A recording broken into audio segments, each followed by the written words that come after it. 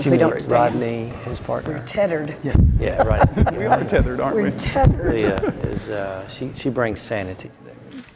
Well, welcome to the campus of Faulkner University. It's a distinct honor that we have to be a host tonight for this distinguished forum, and just appreciate the opportunity to be engaged in this really good night.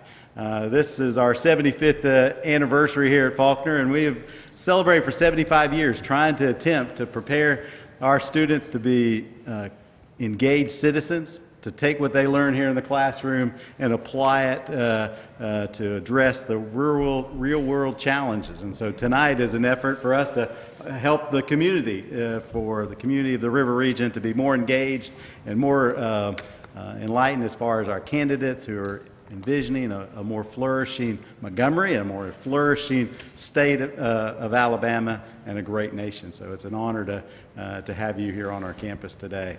Thank you so much to the Federalist Society. They've been a great partner of ours in a number of different engagements, especially with the Blackstone Burke Center for Law and Liberty. And so thank you so much for your sponsorship of this great event. And so without further ado, I'll turn it over to Dr. Alan Mendenhall, who's our Executive Director of the Blackstone Burke Center for Law and Liberty, who is going to orchestrate this event and serve as our narrator tonight. Dr. Mendenhall.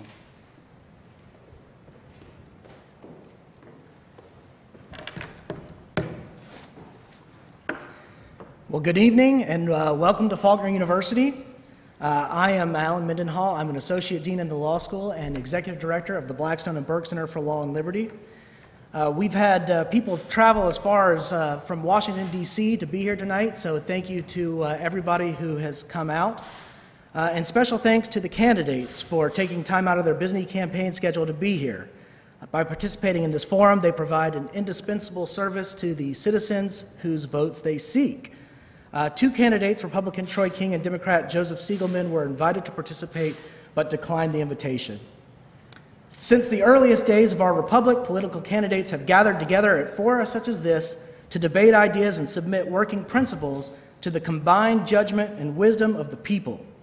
We're thus here tonight as part of a long-standing tradition that characterizes who we are as people of Alabama and of the United States of America. The rules that govern tonight's forum are as follows. Each candidate will be given 5 minutes for opening statements. At the conclusion of opening statements, I will begin submitting questions to the candidates.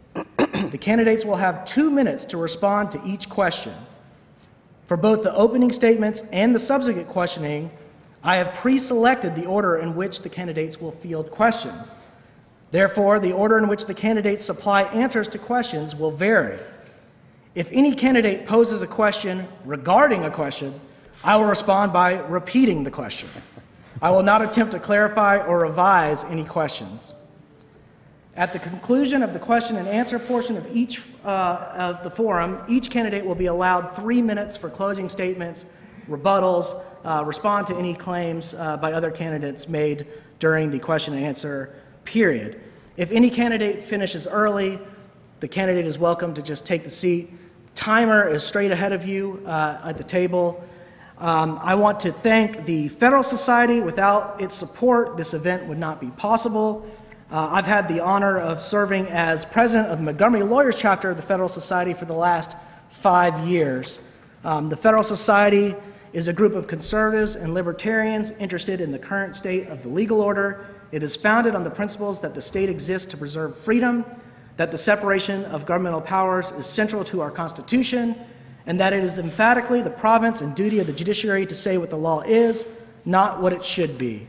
The Society seeks both to promote an awareness of these principles and to further their application through its activities. Having dispensed with these preliminaries, I'll now turn to opening statements, which will proceed in the following order by candidate: Steve Marshall, Alice Martin, Ches Bedsole, Christie. Timer, are we ready? Okay, everyone please keep your seats during the questions. General Marshall, please begin.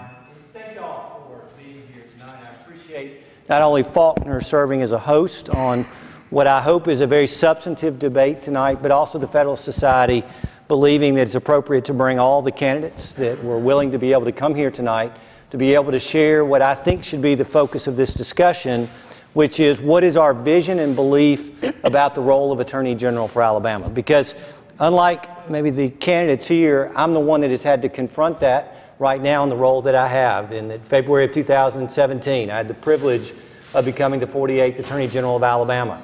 I walked into this job, candidly, for the last roughly 20 years of my life, being very focused on public safety issues, wondering how it is that I could work to keep my community safer when I was a district attorney in Marshall County and also prosecuting municipally in some of our local cities. Very much for me has been this idea of what is the role and function that I could have as that advocate in the court, but also what could I do to be able to change the law in ways that allowed us to be able to keep our community safer. Fully prepared when I became Attorney General to have those public safety discussions about what it means to prosecute cases of violent crime, to deal with issues of overdose and addiction and how that's impacting our criminal justice system, to be able to talk about enforcing our ethics laws and convicting individuals in front of a jury. So I felt very comfortable when I began this job, and that was something that I knew about and something that I was very passionate about. But y'all, what has been the most exciting thing about serving in this role now is understanding how I could have an influence outside the state of Alabama. And most importantly, how it is that I have the opportunity to be able to enforce the rule of law. Again, it's not something I have to tell you about what I would do as Attorney General. In fact, it's what I can tell you about what I've done. You've seen it this week, just simply 2 days ago. We joined with 6 other states to be able to say that the DACA program is unconstitutional. Not stepping up as a matter of trying to interject myself into immigration policy in this country, but instead to be able to say that the rule of law matters. That when we know that Justice Scalia talked about that 4th branch of government being somewhat our regulatory agencies, when they overstep their bounds, one of the clear roles and purposes for conservative Republicans Attorney General across this country is to be able to say that we stand for the Constitution and the rule of law. And so when we filed that lawsuit, it was about the fact that it was initiated by an executive order during the Obama administration, not allowing for Congress to act in the role that they were designed to be the legislative authority of our immigration policy. We stood up and said that's wrong. And we look forward to being able to continue that case going forward, not again as a way to somehow or another end DACA as a program, but to instead say as a country and immigration policy, if that's the direction that we want to go, then Congress needs to act. The people of Alabama have seen that I'm a rule of law lawyer. We stood up against gambling in this state because gambling is illegal. The Alabama Constitution is very clear. Our Alabama Supreme Court has said that electronic bingo is illegal. But yet when I walked into the door, there were 9 facilities in this state that were operating illegally and against our Constitution. Local authorities weren't willing to act. My job was not to advance a policy believing that somehow or another I was an advocate against illegal gambling, but instead it was my role and responsibility as Attorney General to enforce the law. And despite many who would say that was a very dumb political decision, it was the right decision under the law. And we're continuing to enforce those cases around the state.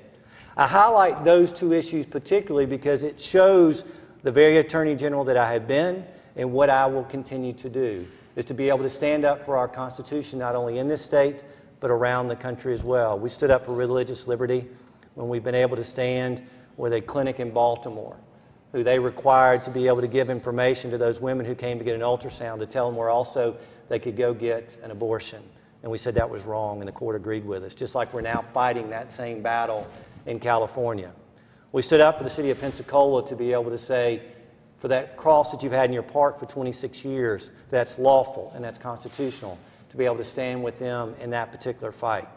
To be able to stand with a city council in North Carolina who believe they need to be able to pray before they began their session, and for us to be able to say that that was a constitutional and lawful act.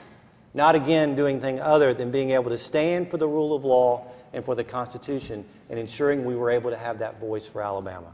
I look forward tonight to having a very substantive discussion about the vision and role of Attorney General and to be able to share with you my plans going forward. Thank you very much. Mrs. Martin, 5 minutes. Thank you. I'm Alice Martin, and I'm very pleased to be here tonight. I don't know if anyone else got nervous when I went under the arches and realized it was May and this is exam time. I don't know about y'all, but I got a little nervous.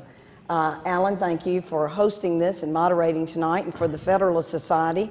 When the agenda first came out, it listed me by my maiden name. So that may be an indication of when I joined the Federalist Society, because I got married in 1988, and I believe it started in 1986.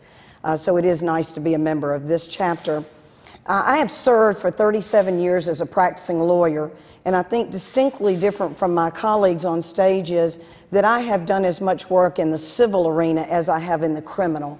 And that's very important, because your Attorney General is not only your chief law enforcement officer, but they're the chief civil litigator for the state of Alabama. And I think that's very important to have that experience.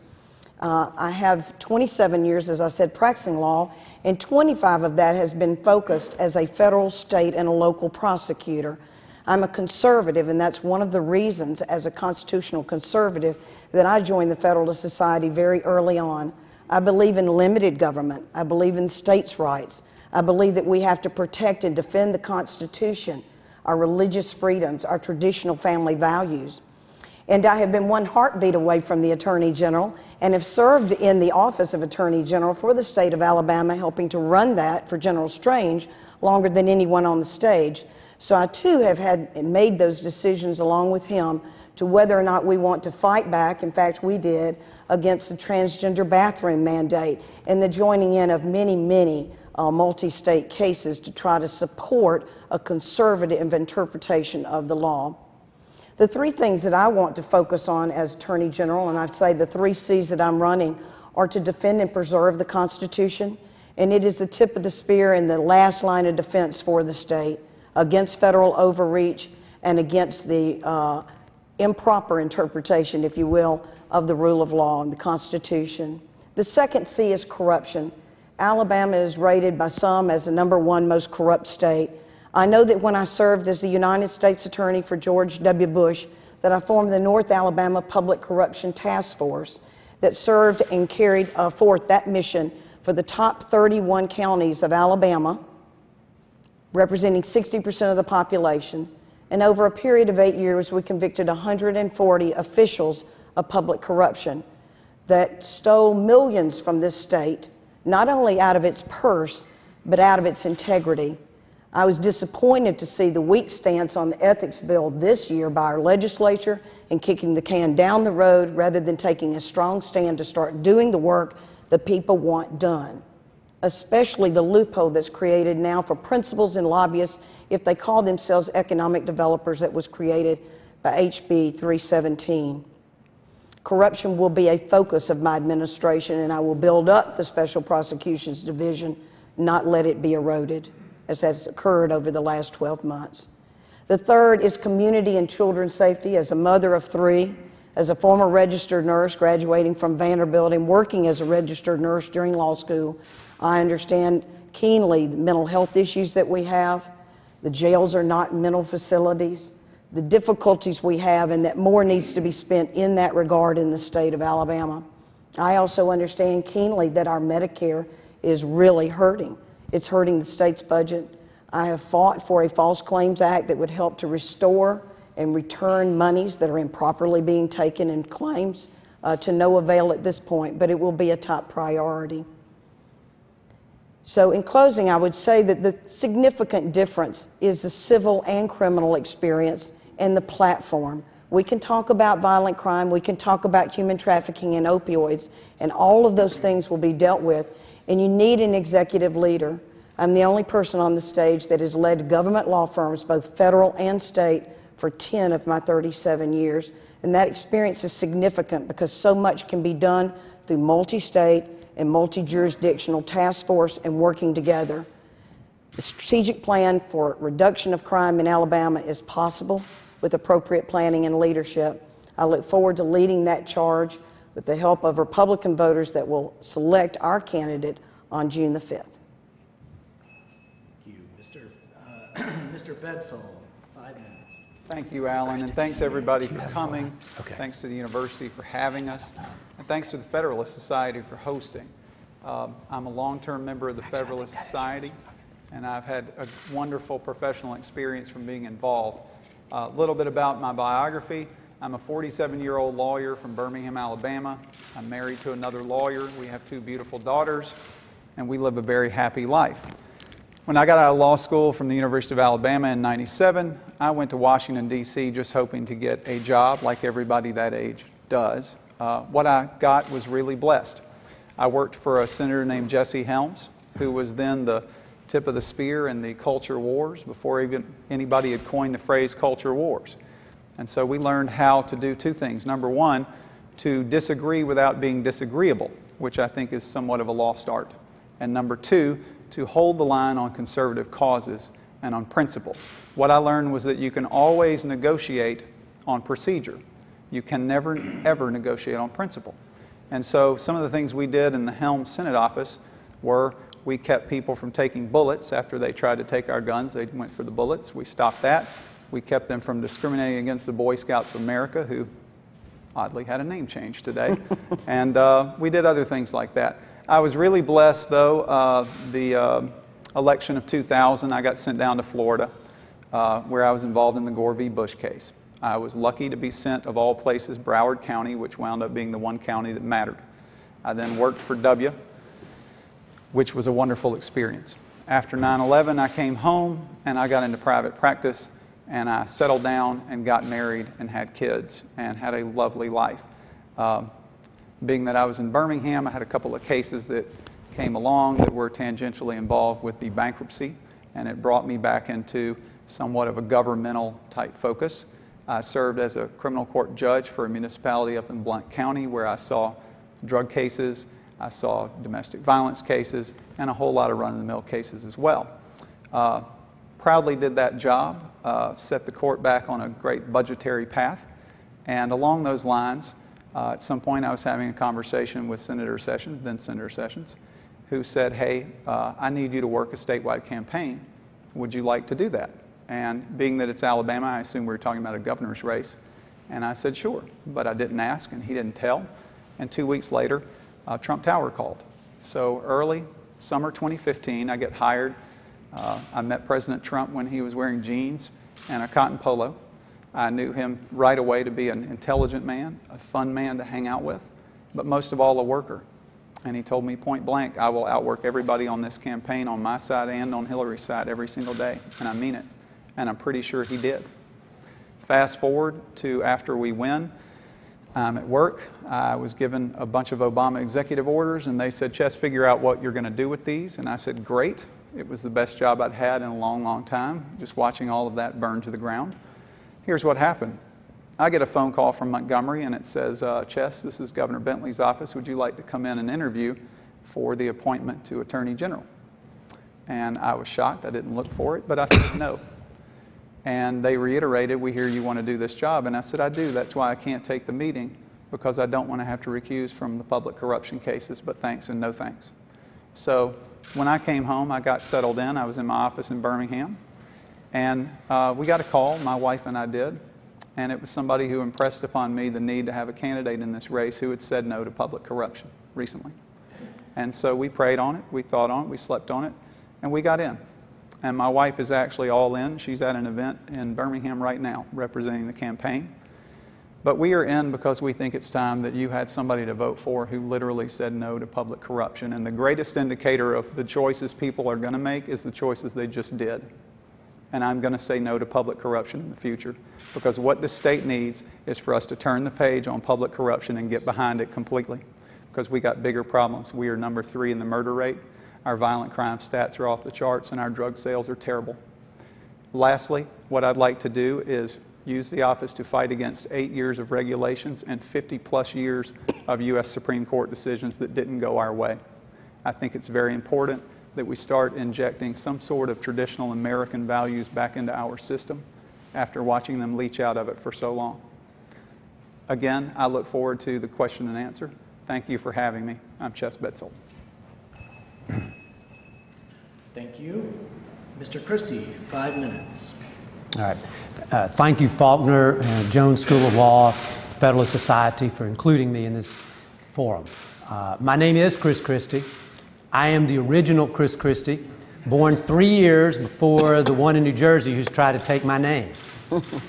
I was born and raised in Birmingham, Alabama. I went off to school, married my wife, Donna Christie, who's here tonight. When I graduated from law school, my wife and I joined the Peace Corps. We went to Cameroon, West Africa. She worked at the National Center for Rehabilitation of the Handicapped, and I taught law at the University of Yaoundé School of Law. When we finished our Peace Corps service, we returned to my home. We returned to Alabama, where I worked for Bradley Arant, the law firm in Birmingham, Alabama, for 30 years. I left Bradley January 1st to run for Attorney General. Now, while I was at Bradley, I did three things. I mostly represented pension plans, employee benefit plans. Retirement Systems of Alabama was a client of mine. I also represented health care providers. I actually, over the last 6 years, spent most of my time working on False Claims Act cases. And in addition to that, I was chair of the law firm's pro bono committee and did a lot of pro bono work. An example I can give is I had a federal judge call me. The federal judge had filed in front of her a handwritten complaint, and that complaint said that one of the men had been in his top bunk. The SWAT team had been called in. The warden and the SWAT team came into the dorm, pulled him off the bunk, threw him on the ground, beat him so bad that they brought a wheelchair to take him to the healthcare unit. There was a camera recording all of this. They couldn't put him in the wheelchair. He had been beaten so bad, so they had to go get a stretcher, and then they took him to the healthcare unit. Well, the film of that got lost, and so the judge felt like that case warranted having a lawyer appointed for him, and I handled that. That's just one of a dozen different cases similar to that that I've handled or supervised younger lawyers handling. Through that, I've interviewed correctional officers, prisoners, wardens, and taken their testimony under oath. I understand the problems with our prisons in Alabama. We have the worst prisons in the country. As a matter of fact, I've visited prisons in Cameroon. I would rather be a prisoner in a third world country than be a prisoner in the state of Alabama. You know, we call public safety has two parts. It's crime and corrections. And the two interact here. We do such a bad job running our prisons that we don't keep the most dangerous prisoners in prisons. The correctional officers are overwhelmed. They can't do their jobs because of the mental health patients that are there and because of the overcrowding. And as a consequence, when a prisoner comes up to be released, not only have those prisoners not had their sentence extended, but they also have not had the administrative records kept to know that that prisoner's been raping other prisoners or stabbing other prisoners. And so those most dangerous prisoners, the ones that we all agree should be kept in prison, are released. We are losing on both sides. Part of the reason our prisons are so overcrowded is we have so many nonviolent offenders in prison. I had a young man come up to me after I was talking, and he told me that when he was 21 years old, he was 29 at the time, when he was 21 years old, he was arrested for marijuana possession.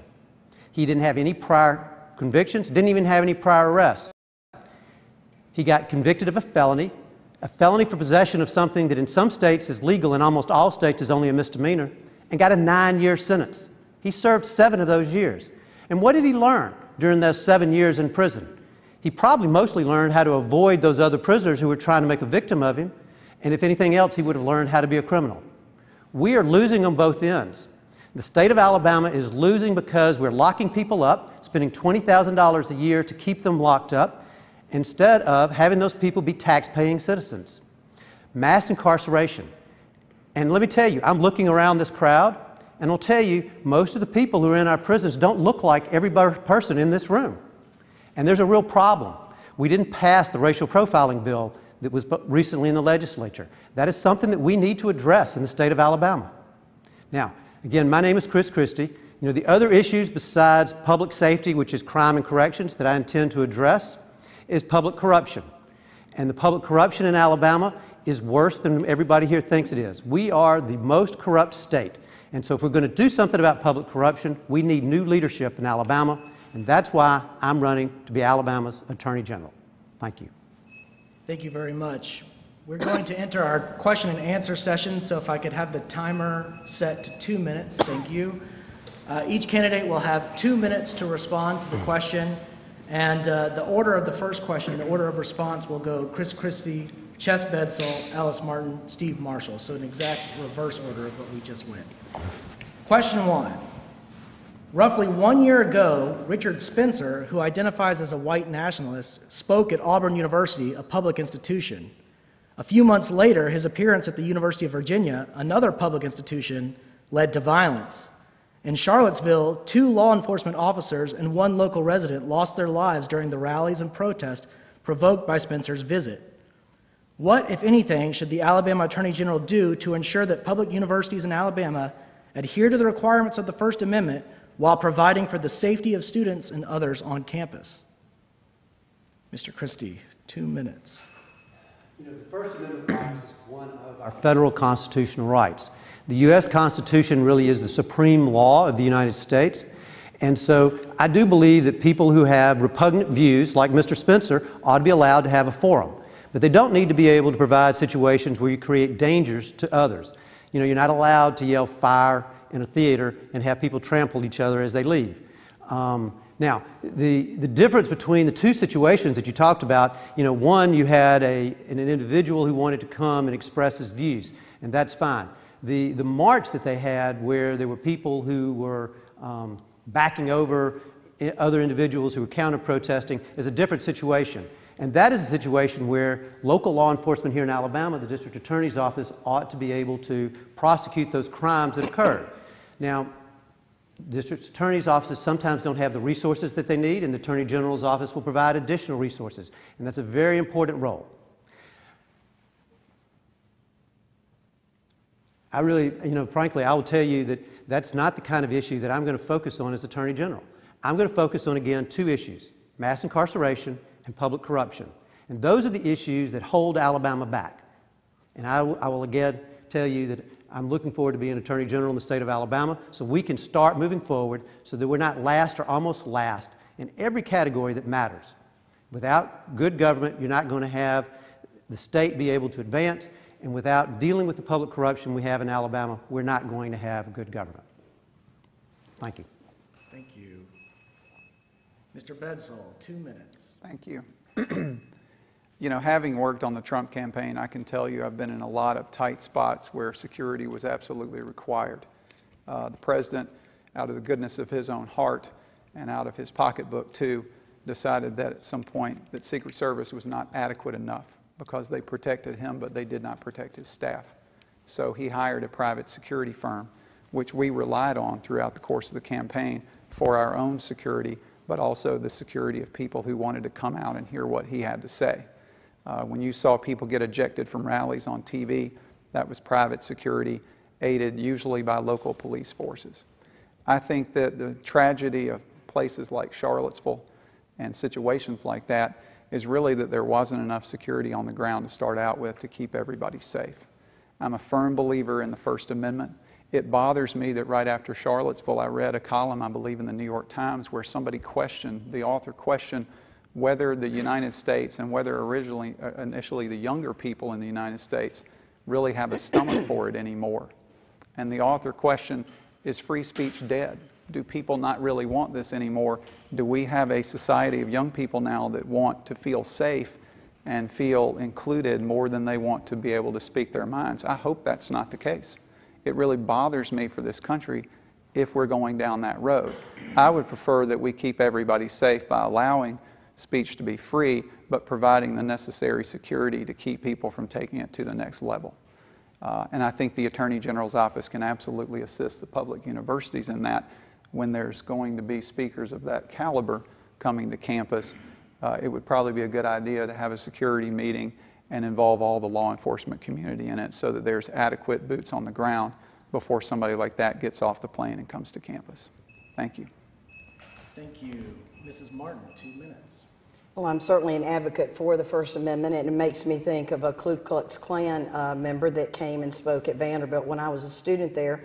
But the question is interesting because it seems that you want to shift, or that it's a shifting of responsibility from the university, which is sponsoring an event on their campus and has a responsibility to do all they can to keep safe, to what will government do for you. And so I won't accept that shift, but we would certainly want to partner and be available if we could provide some resources as far as education and some past experiences in that regard. Thank you. General Marshall. Thank you. You know, as somebody that takes barbs from critics from time to time, you occasionally think that the First Amendment is overrated, but it's not. Our founding fathers established it for a very valid purpose, which was to allow us as Americans to be able the opportunity to have freedom of speech. And to the extent that we see any governmental entity, any educational institution, attempt to abridge or censor that First Amendment right, that is definitely an interest for the Attorney General of Alabama, and we need to be proactive in making sure that we protect that guaranteed right. You know, sometimes in this country we see that there is an overreaction when we have extreme circumstances take place in wanting to somehow restrict the constitutional rights that exist. We take the tragic shooting in Parkland, for example, when some would then say that's a reason for controlling our guns, as opposed to understanding that this was somebody who simply wanted to be able to do evil and was going to do evil. We need to be very careful in any action that we take that otherwise would restrict what our founding fathers saw was instrumental for us to be able to have a country that was free and in which we could thrive. Now, law enforcement does have a function. When we know that there is potentially a very controversial speaker, we need to make sure that we plan appropriately, allow people to the extent they have a valid right to protest to be able to do that safely, and otherwise to be able to ensure public safety. But most importantly, we have to make sure the government does not intrude on those constitutional rights that we were guaranteed, especially ones like the freedom of speech. Thank you very much. The order of response for the second question will go Chess Bedsole, Chris Christie, Steve Marshall, Alice Martin. The question is regarding civil asset forfeiture. Civil asset forfeiture is the legal process by which law enforcement seizes and sells property of suspected criminals who have not yet been convicted of a crime. According to the Institute for Justice, a nonprofit libertarian public interest law firm, Alabama's civil forfeiture laws are among the worst in the nation. FreedomWorks Foundation recently gave Alabama a grade of F for its civil asset forfeiture laws. How will your office approach civil asset forfeiture laws? Mr. Bedsole. Thank you, Alan. Civil asset forfeiture laws, let me break it down into two pieces. There's the federal and there's the state portion. Jeff Sessions, General Sessions, recently weighed in on the federal side. I happen to agree with his thoughts there. On the Alabama side, I've read the study, and they basically had several problems with our current state's civil asset forfeiture laws. And you find kind of a mix of liberal groups and conservative groups who have issues with it. I don't endorse what some of the liberal groups want done to it, but I do think that there's a couple of good points made. One is that there is no auditing. There's no record of how much is taken and where that money goes. And I think that is something we should do better on. Secondly, the report complained that sometimes there's incentivization for local officers on the ground because they can, in fact, the same person who gets the money is the person who decides how it is spent. So one of the report indications was that we need to separate the person who obtains the cash versus the person who makes the spending decisions. Having said all that, and lastly, it also indicated in the report that not only do you not need to be convicted, you don't even have to be charged in this state, which is something the report brought out. I would say that, you know, we need to update and modernize that, but we still need to have it because there are a lot of times when law enforcement pulls somebody over where it's very clear that what they're doing, what they're engaged in is drug activity, and you cannot let somebody engaged in that activity walk away with large sums of cash, because by the time you are able to get at that again, it will be gone and it will be used on illegal purposes. Thank you. Thank you. Mr. Christie, 2 minutes. Alabama's civil asset forfeiture laws are a problem. They need to be changed. They allow people to lose their property to the government without any due process, without any process at all. And that's not acceptable. Now, do you have to have a criminal conviction in order to take the property?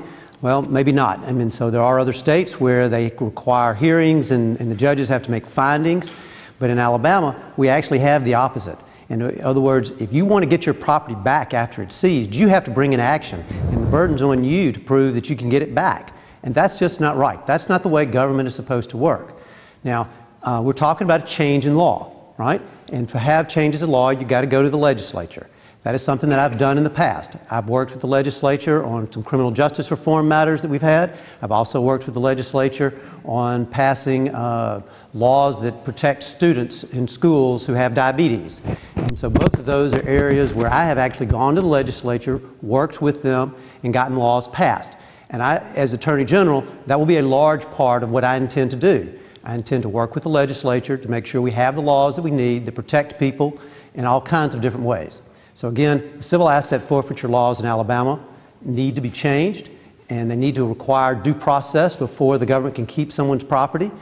And I agree with Mr. Bedsole that you don't need to have the person who decides whether or not to take the law to be the person who also then gets to spend it. That does not make sense. Thank you. Thank you.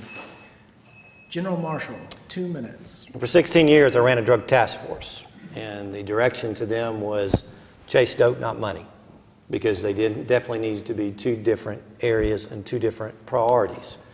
However, I support Alabama's civil asset forfeiture law as we have it now. One of the things that I've heard from the two speakers before, I don't necessarily agree with. I don't agree with Mr. Christie that there is no due process in our civil statute now. It does exist. It's incumbent upon the state of Alabama to establish the connection of those proceeds that are seized to somehow or another the proceeds of a crime. We have the burden, not the defendant. Mr. Bedsole talked about whether or not there needed to be a conviction. I'll give you an example. We have individuals that will transport drugs in hidden compartments in cars, but they will also transport money. I've been involved in situations where somebody was pulled over, where hundreds of thousands of dollars were involved in a vehicle that otherwise didn't have drugs. When that person was questioned, they didn't know the money was there. They claimed no knowledge that it was there, but they did say that they were carrying that money back to the cartel. That's proceeds of a drug operation that law enforcement needs to be able to activate through a forfeiture action to seize those proceeds so they don't make it to the folks who are engaging in drug activity in this country. You wouldn't have been able to charge that person with a crime, but there was a valid forfeiture action for us going forward. To the extent that there are abuses in our system, then we need to be able to investigate those. But yet there is a valid purpose for civil asset forfeiture, and we need to continue it in the state of Alabama. Thank you. Mrs. Martin, 2 minutes. I have a great deal of experience in civil asset forfeiture and criminal forfeiture, of course, having served as a United States attorney and as assistant United States attorney for a total of 15 years, and also in the civil system in Alabama. I do think reform is needed.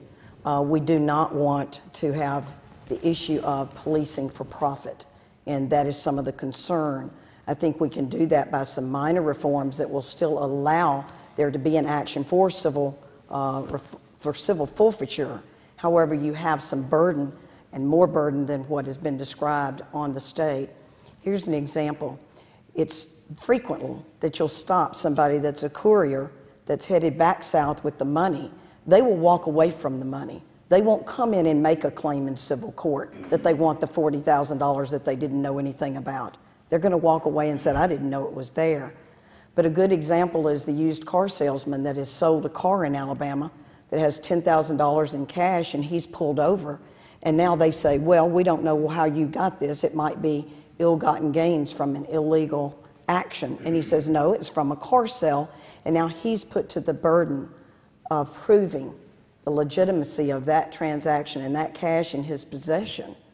And the cost of that sometimes to go into court. And in Alabama, we see the time that it takes him to do that is a burden that just should not be shifted. So I would agree with the report that we could make reforms that many other states have done, still leaving that option there for law enforcement to capture those proceeds that should be captured, but also give more due process to citizens. Thank you. The order of response for question number 3 will be Alice Martin, Steve Marshall, Chris Christie, Chess Bedsole. According to Paul Nullett, a political science professor at Marquette University, the number of lawsuits brought by state attorneys general against the federal government increased from 3 in 1980 to 27 in 2017. Today, says Nullett, almost every time there's a major federal policy change, partisan groups of AGs will bring a challenge, and often an opposing group of AGs will intervene to defend the administration. Do you view this trend as a positive or a negative, and what do you believe the Attorney General should do when federal laws or regulations unconstitutionally encroach upon state sovereignty? Mrs. Martin, 2 minutes. Well, when federal regulations unduly and improperly encroach upon states' rights, we ought to exercise that and go into court to fight for the 10th Amendment for states' rights.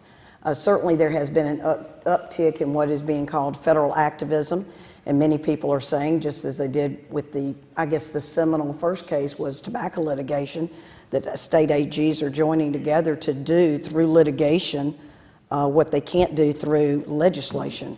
They were able to force an industry of tobacco to make changes in how they function at a price that's pretty substantial and still pays out into this state over $100 million per year in perpetuity.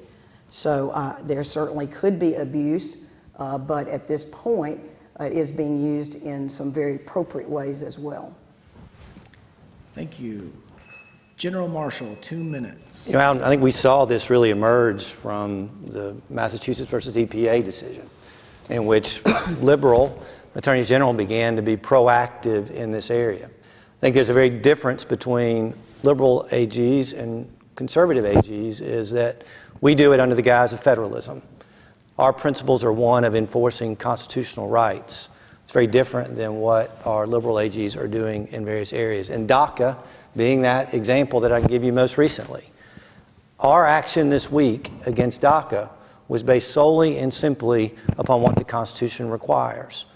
That Congress should be the agency or the entity of government, the branch of government, to be able to establish immigration policy, not through an executive order of an administrative agency granting status to a certain group of individuals. We saw liberal courts in California and in New York and in Washington, D.C. respond against the administration's actions in being able to rescind that order in a very liberal and inappropriate way. Attorneys general have the ability to be engaged in issues that matter for the right reasons. The dusky gopher frog. None of y'all may know about that, but I do. As a result of the fact that through a change in the law during the Obama administration, there was a taking of up to $34 million in the state of Louisiana. Now, that didn't affect Alabama specifically, but the rule change did. And we had the opportunity to be able to reach out and ultimately prevail in that litigation so that the Trump administration can now change that rule so it's consistent with the role of the particular agencies involved. We will continue to be proactive in the right way under Federalist principles to make sure that we have the opportunity to stand for the rule of law. Thank you. Mr. Christie, 2 minutes. As Attorney General, I'm not going to use the Attorney General's offices to go after these frivolous lawsuits that are filed against federal policies. That includes both the lawsuits that were filed against the Obama administration, and there's actually been an uptick. There's been an increase of those lawsuits filed against the Trump administration. People often ask me, are you going to have, as Attorney General, enough resources to be able to do the things that you want to do to improve the prisons, to improve public safety, to address public corruption? And the answer to that is yes, because I am not going to waste Alabama's resources on chasing these lawsuits that deal with federal issues. When somebody tells you that as a state attorney general that they're going to have an important role in addressing immigration law, don't trust them. Don't trust them, because it's a federal issue and the federal laws are going to take care of that, and all that's happening is you're wasting state resources chasing your tail. That's not what you need to be doing. Now, one of the prior answers involved chasing litigation like the tobacco litigation, and that is something that we ought to do. That actually brings resources to state government, and it's a help to both the state and to the people who've suffered. You know, we had the BP oil litigation was an example. We had the tobacco litigation. There's opioid litigation. And I will compliment Mr. Marshall because he has actually finally joined the opioid litigation. Alabama was the 41st state to join that. And those are the type of things that the Attorney General's office can do that are positive. Thank you. Thank you. Mr. Bedsole, 2 minutes. Yes, actually, look, if I were great at math, I would not have been a lawyer. But I would love to know, since you quoted statistics on how many cases attorneys general have taken up regarding regulations, exactly what the explosion of regulations themselves were in that same amount of time, because I would suggest to you it's probably more, it's probably greater. As we have become a nation of regulations and rules, we have necessarily become a nation where attorneys generals get involved in the litigation of them. Being that the United States Constitution directly addresses the relationship between the federal government and the states. I view it as a natural extension that state attorneys general are involved in this and should be involved in this. And I would also counter that there is absolutely a resources game being played here, because there is a dollar cost of every one of those regulations and rules that are foisted upon us by Washington. And when people in this state and when this state's government have had enough, not only are they able to make a case against the federal government, but they should. In my opinion, I think it's part of the duty of the office. I think it's part of the duty of the office not only because of the state citizenry here, but also because of the interest in keeping America what it is that it should be, which in my opinion is a nation free of overburdensome regulation. Thank you. Thank you. The order of response for the next question is Steve Marshall, Chris Christie, Alice Martin, Chess Bedsole. As Attorney General, under what circumstances would you recuse yourself from an investigation? As Attorney General, under what circumstances would you recuse yourself from an investigation? General Marshall, 2 minutes. I think two circumstances, and one you've already seen that as a result of the nature of my appointment. There are very specific provisions under the Code of Professional Conduct in which lawyers need to recuse themselves from cases. And so there's an obligation as a practicing lawyer to comply with those particular restrictions. And so it would comply with those clearly in any decision that I would be involved with or any investigation would be involved with. But there's a secondary responsibility as well. There is a broader obligation under the rules promulgated through national district attorney standards that reflect prosecutors and when they should be involved in cases, which are not just when you have a direct conflict, but also when there's particularly the appearance in which you may be biased against or for one of the particular parties. Robert Bentley appointed me as Attorney General of Alabama. 2 days after I received that appointment on a Friday, actually 3 days, on a Tuesday morning, I learned that there was an investigation of the governor. At that point in time, I recused myself from that investigation. Not because the rules of professional conduct in Alabama would have required it. In fact, I talked to the bar and they said it wouldn't. Instead, it was so the people of Alabama could have trust that going forward, that investigation would be handled professionally and appropriately. We appointed Ellen Brooks, a tough, respected prosecutor in the state of Alabama, to handle that investigation, and pleased that she was able to do that for us going forward. But in any case coming in the future, and I'm not recused from anything else, those would be the two standards that we would apply in whether or not I would continue. Thank you. Mr. Christie, 2 minutes. There are two situations where a lawyer needs to recuse themselves, and an attorney general really should do the same type of thing. One situation is when there's a direct conflict, and that would arise in a situation where you were working on a matter before you became attorney general, and as became attorney general, there was a problem. An example I can give you is the Retirement Systems of Alabama was my client for a couple decades, and UAB Hospital and the Kirkland Clinic were my client for a couple of decades. If there was a matter that arose while I was Attorney General that involved what had been going on while they were my client, I would recuse myself. Now, if it was a matter that arose after I became Attorney General, I would not have the same duty to accuse myself. But there is this additional layer, the second reason, which is the appearance of impropriety. And if there was a question about the appearance of impropriety, I agree that that is also a situation where somebody should recuse themselves. So those are the two situations that someone would need, a lawyer would need to recuse themselves, and the Attorney General as a lawyer would need to recuse himself in those two situations. Thank you. Mrs. Martin, 2 minutes. Well, I think my colleagues before me have already outlined what the bar requires and the rules of professional conduct and that of appearances of impropriety. And so those would be the things that would guide me as well. I will say that I think sometimes prosecutors will recuse to get out of the heat. And I saw that certainly when I was a Chief Deputy Attorney General, and some district attorneys would want to recuse things, and they would say, you know, now a witness is upset with us, we've talked to them and they're upset, and so we all come in and take the case. So I will not be one that runs from the kitchen when it gets hot, you know, when a case is very heated. But the rules are there and they're clear for us, and we do have the ability, if you ever have a question about that, of course, to go to the bar to ask for clarification. Thank you. Mr. Bedsole, 2 minutes. You know, I can't really add on that. I'll just incorporate by reference everything my colleagues have said, and I agree with Alice in regards to heat, too. I wouldn't run from it either. And that's really all I have to say. Thank you. Thank you. The next question in order of response will be Chess Bedsole, Alice Martin, Chris Christie, Steve Marshall. The question is, what is the appropriate relationship between the governor's office and the Attorney General's office? Mr. Bedsole, 2 minutes. Sure. Well, okay. You know, without getting too deep into the Constitution, the governor has certain legal authorities. In the Riley era, the Supreme Court made clear that the governor had final decision on certain legal matters. Other than those particular matters, I think the Attorney General's role is very clear. I don't intend to be trying to be the governor. I'm running for this job so that I can be the Attorney General, which means focusing on the business of the state, showing up early, staying late, and managing the bejesus out of the situation in between. We have got a lot of cases that require a lot of attention on a daily basis. And I think the greatest thing you can do as Attorney General is simply show up and do the job and do it with a conscious heart and the right spirit. But so far as the governor's role, best left to the governor. Thanks. Thank you.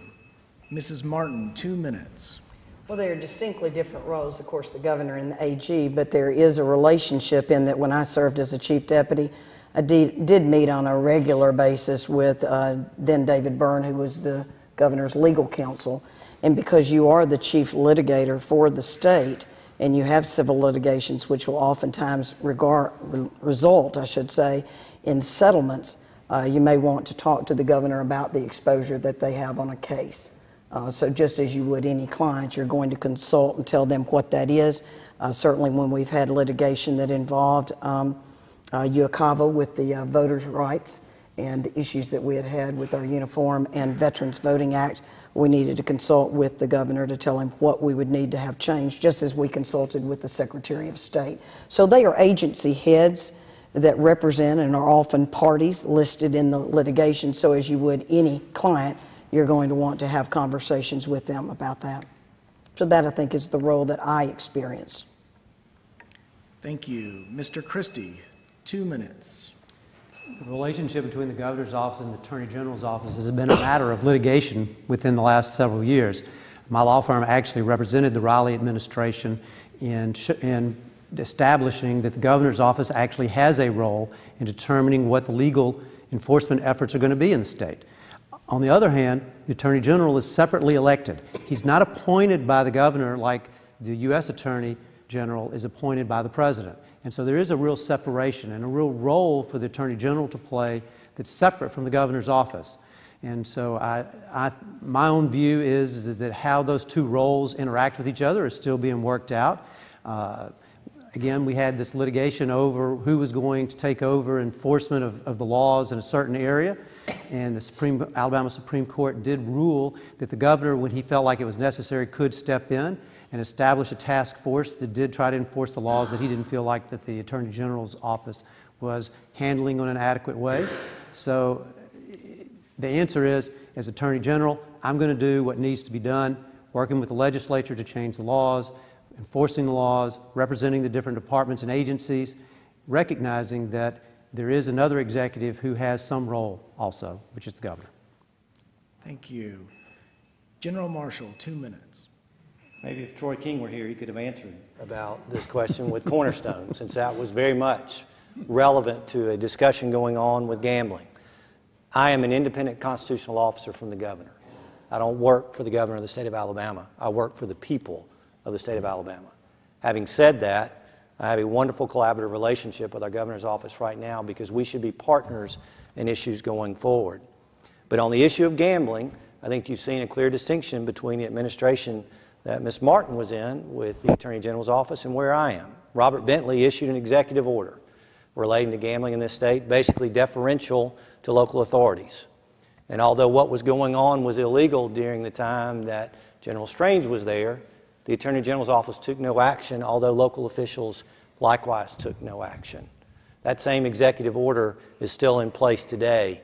We did not defer to that executive order. In fact, we understood our responsibility was to be able to enforce the law.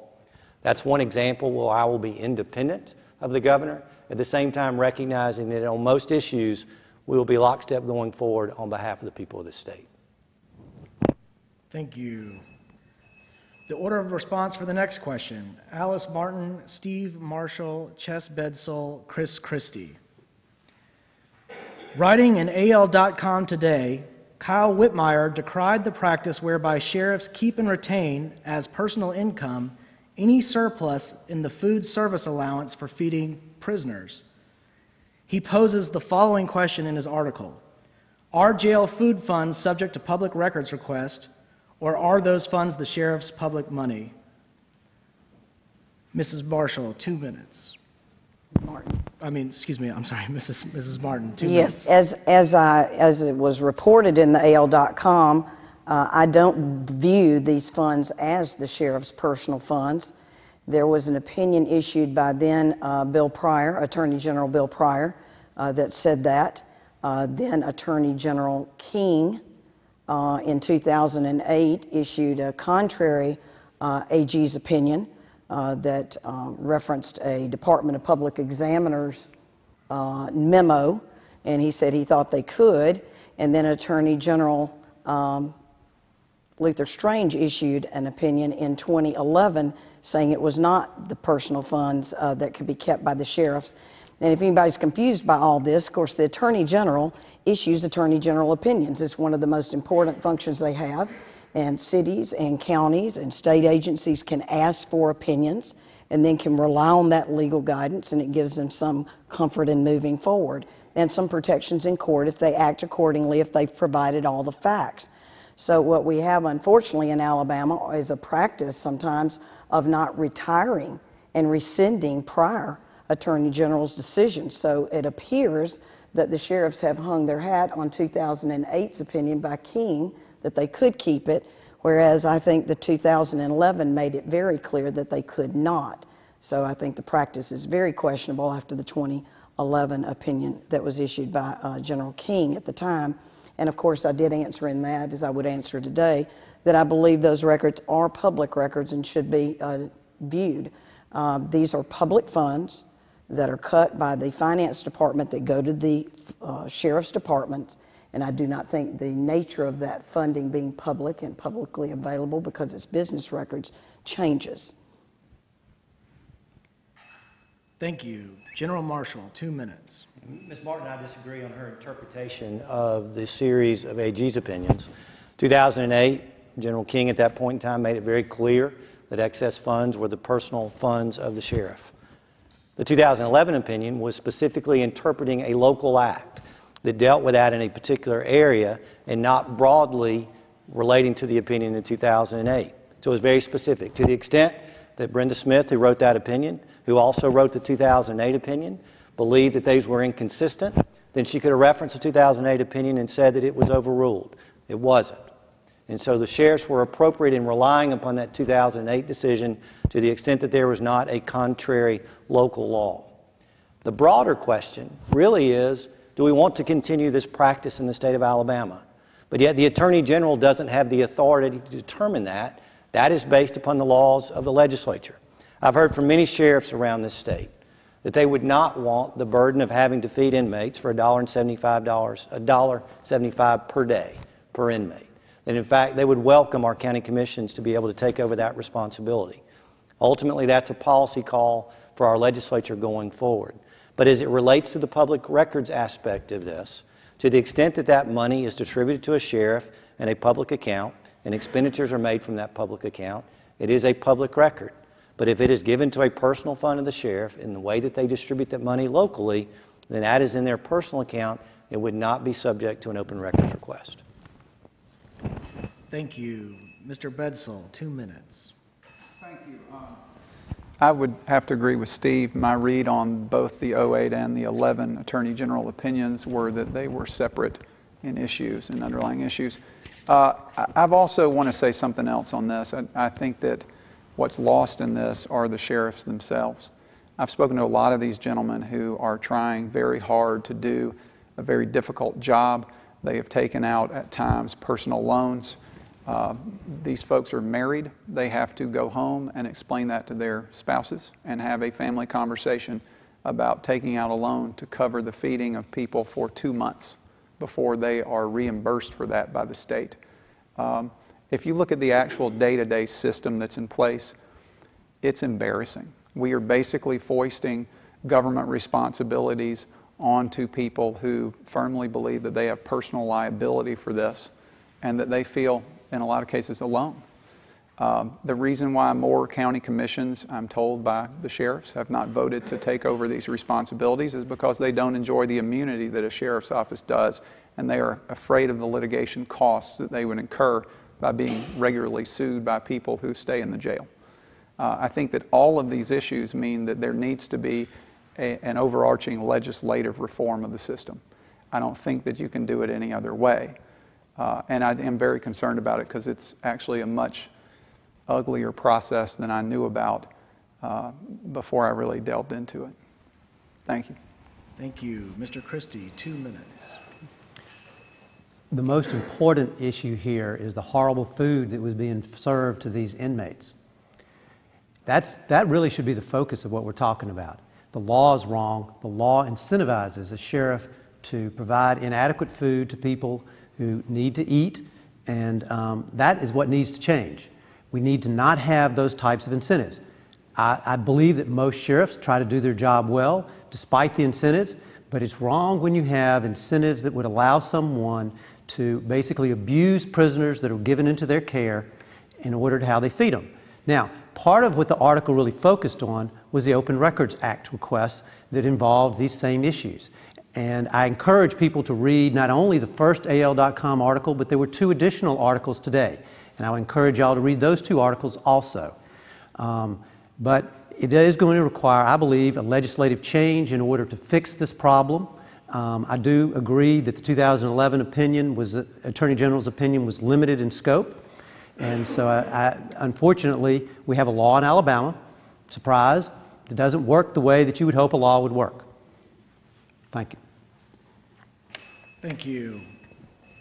The response for the final question is, the response order is going to be Chris Christie, Chess Bedsole, Steve Marshall, Alice Martin.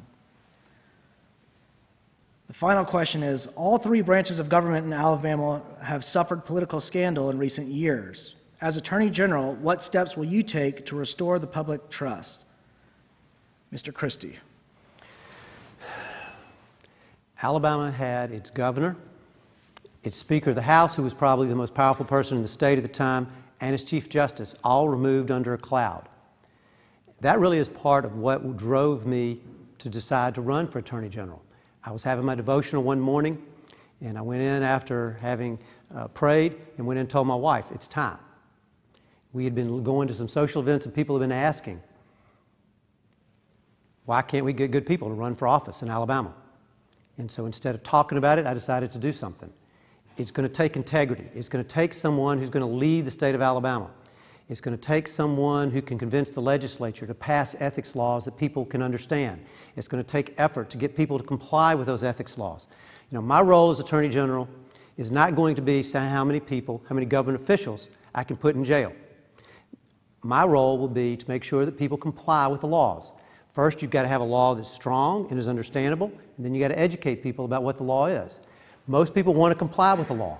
Those who are not going to comply, then you take actions to make sure that there are consequences. So as Attorney General, my role will be both making sure we have the laws that we need, making sure people are educated about those laws, and when people still then don't comply with those laws, to make sure we take actions so that there are consequences to those who refuse to obey the laws that we have. Thank you. Mr. Bedsole, 2 minutes. Thank you.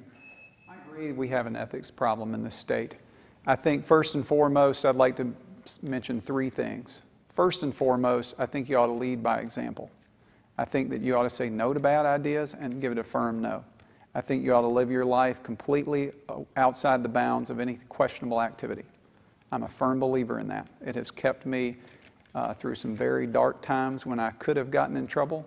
But I had the first boss I ever had, a guy named Jesse Helms in the Senate that I referenced earlier. He told me something great as a kid coming out of law school, and this is what he said. He said, Chess, let me tell you something.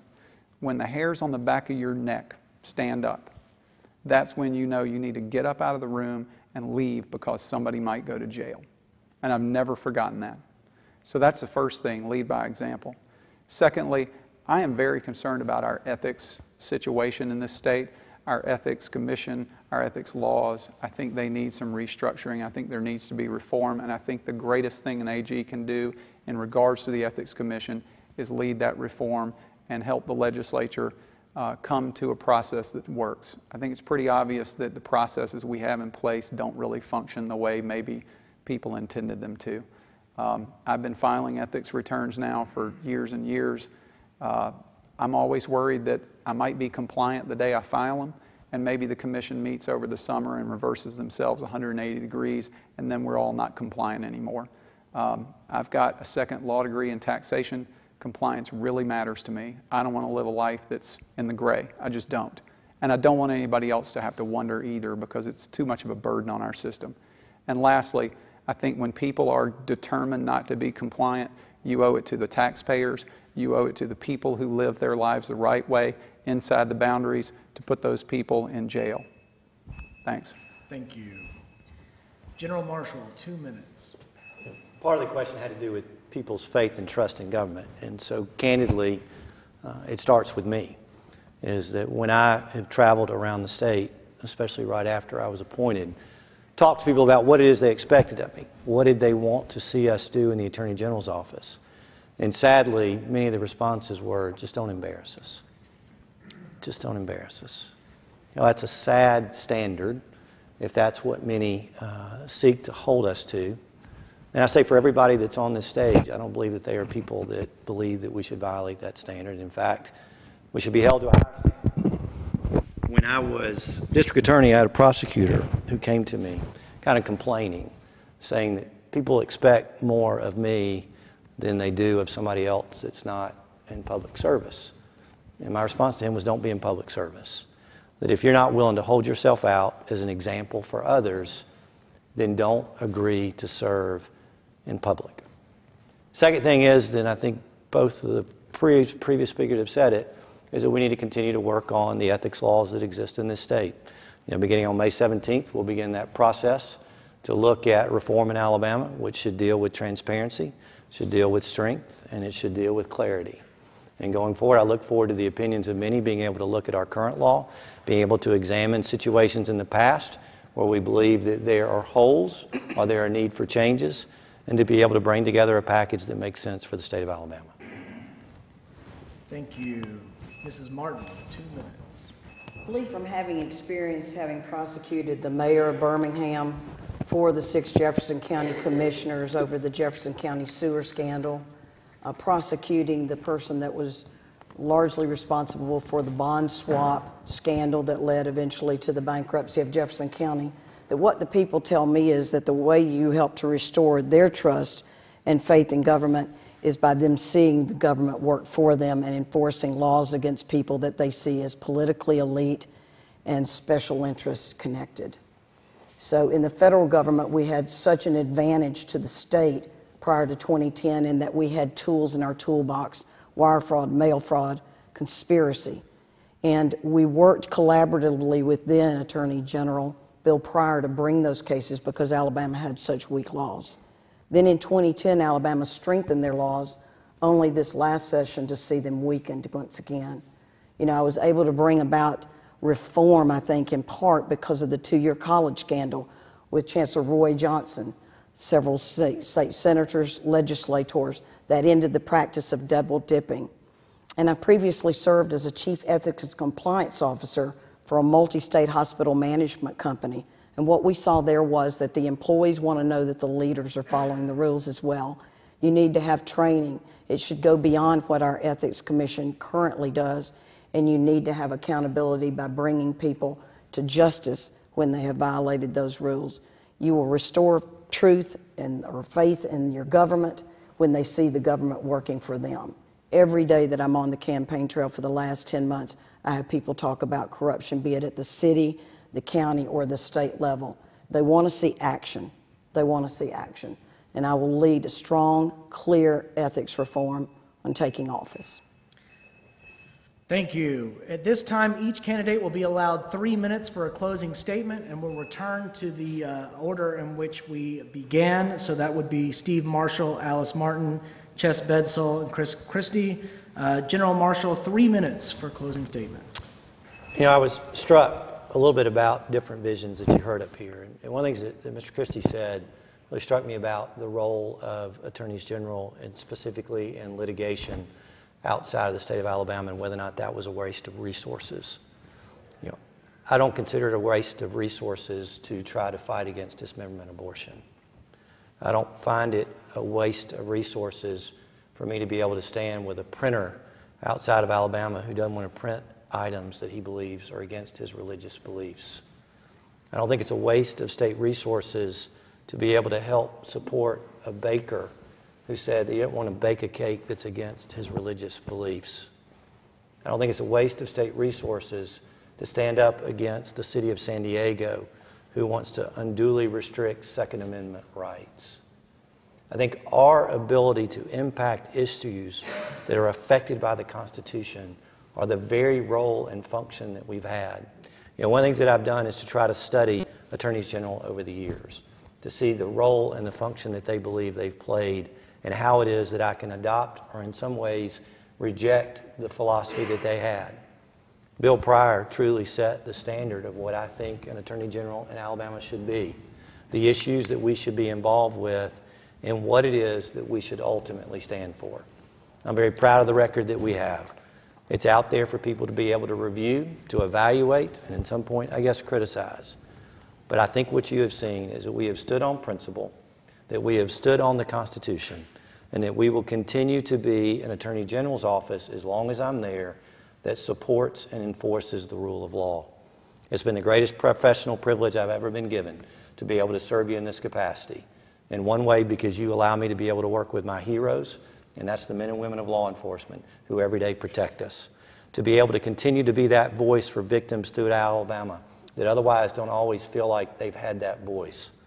But also you've been able to give me the opportunity to be the voice of Alabama outside of our borders, to be able to stand for those issues that matter, and to be able to uphold our Constitution, not just here in this state, but around this country as well. I appreciate the opportunity I've been given over the last seemingly 11 months to be able to share a vision with the people of the state of Alabama.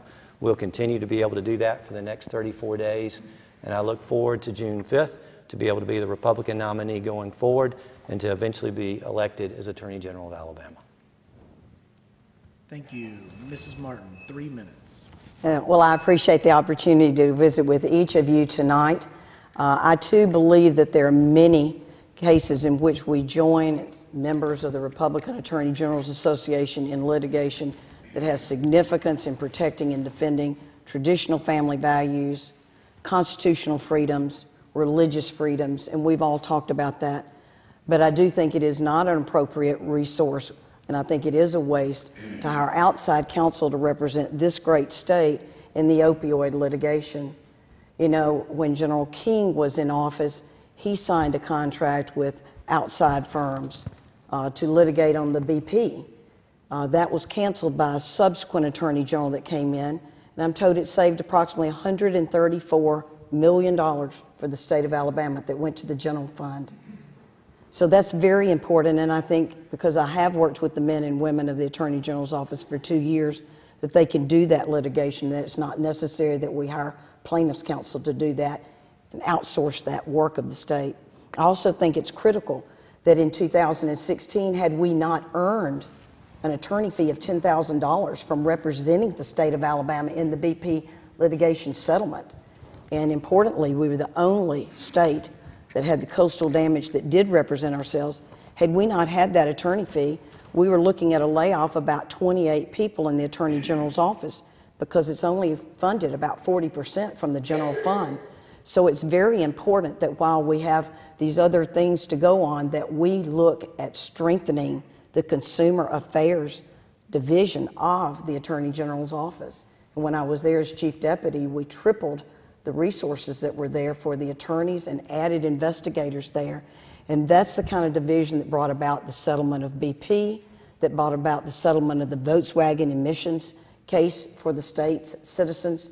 And it's the kind of unit that could do the opioids as it has other cases. So I think it's very important to realize that that work does not need to be outsourced. Again, my platform is the 3 C's: defending and preserving the Constitution, the fight of corruption. I'm the only person on this stage that has done that over an extremely long period of time for their career, and I will work hard to make sure that we, the people, can have trust and integrity restored to the government for us through strong ethics laws that are clear to businessmen who, large and by far, want to obey the laws. We need more transparency in the Statement of Economic Interest form that Chess referenced earlier, that we all as employees or people that are running for office have to do. And third is your community and public safety. I look forward to working for the state. Thank you. Alice Martin. Thank you. Mr. Bedsole, 3 minutes. Thank you very much. First of all, I agree with you, Alice. I think the Statement of Economic Interest form should be strengthened, and I think the ranges should be tightened. Having said that, you know, one of the things that I got to do just by the grace of God was work in Washington not once but twice. And I consider myself an Alabama guy. I was born and raised here. It's always my home. It's always where I come back to. But it's pretty miraculous that I got to do that twice, given that I live here. The second time around, the real benefit that you can get from a job like that is when you have the 40,000 foot down view of crime and of statistics, and you look across the United States and you see what the states do well and you see what the states don't do well. And the benefit of that is you can see what Alabama does well and you can see where it's lacking. What Alabama does well is this: we have the finest on-the-ground law enforcement professionals that you could ever hope to have. These people do it because it's a calling, because it's personal to them. Their families are all in their careers. It is something special to see. And I've seen it up close and personal on the ground. It shows up in the stats you see in D.C. You see these people over and over again working long hours, a lot of overtime to get the job done. What I see also from D.C., when you compare Alabama with other states, and we are ranked number 3 in the nation for murder. We are bested only by Illinois because of Chicago and Louisiana because of New Orleans. Now what you see there is a frightening lack of leadership and resources, and also to a lesser degree equipment and training. And these are all things that Montgomery should be doing to support the guys that are on the ground, the ladies and gentlemen who do this job every day. I take that very personally. I take it very seriously. A good example is Jeff Sessions, as Attorney General, sits on $2 billion a year in grant funds that are given solely for law enforcement purposes. Now, if you divide that by 50 states, we should be looking at an average of $40 million a year. If you look at it by population, we should be closer to 50. I don't think we get our fair share. And the reason why, it took me some time to find out, is in order to get grant money, you have to write grants and you have to apply for them and tell what you're going to spend that money on. And to do that, you got to have a plan. And I think the biggest problem we have in the fighting of crime in this state is that we don't have a statewide plan that is developed in the local areas where people know what their problems are. And then it's supported at a higher level with resources, with coordination, and with help. That's what means the most to me. I'm Chess Bedsole. I'd love your vote on June the 5th. Thank you. Thank you. Mr. Christie, 3 minutes. Thank you. Alabama is last in public safety. Alabama has the highest infant mortality rate in the country. Alabama has the highest diabetes rate in the country. We are last or almost last in every category that matters. If we had a football team that year after year was last or almost last, what would we do? We would fire the coach. And we would set up a head coach search team that would try to find someone with the experience and success who could lead, and so that we would have a winning program. All right, well, why should I be the Attorney General for the state of Alabama? It's because of my qualifications, my experience, and my heart. In 2017, there was a survey of the lawyers in Alabama. 14,000 practicing lawyers in Alabama, and they chose 50 top attorneys in the state. I was one of those top 50 attorneys.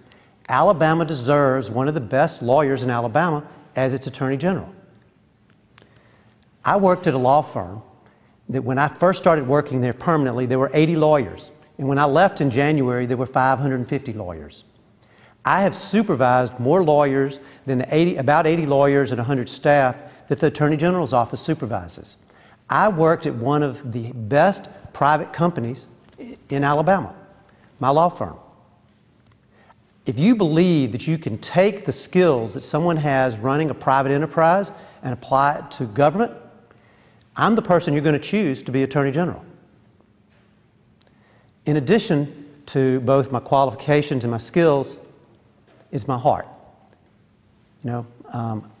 I don't normally talk about my faith, and not everybody shares my faith. But if you ask me who I am, I will tell you that I'm a Christian husband and father who is a lawyer. And what is important to me? Jesus teaches there are 2 commandments that we need to follow.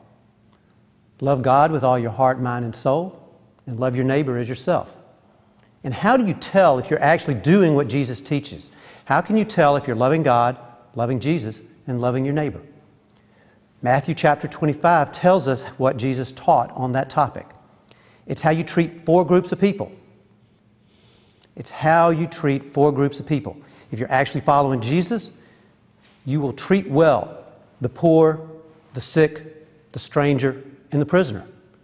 If you call yourself a Christian and you're not really following Jesus, then you won't treat those 4 groups of people. And so in my life, what I've devoted myself to, and which I'll do when I'm Attorney General, is making sure that we take care of the poor, the sick, the stranger, and the prisoner. Because that's what we're supposed to do as Christians. Thank you. My name is Chris Christie, and I ask for your vote in the Democratic primary on June 5th. Thank you.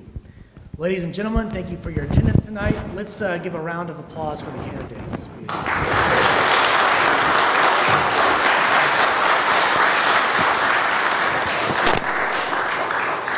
Just outside this room, there's a reception which has officially begun. I look forward to seeing you there. Thank you and good night.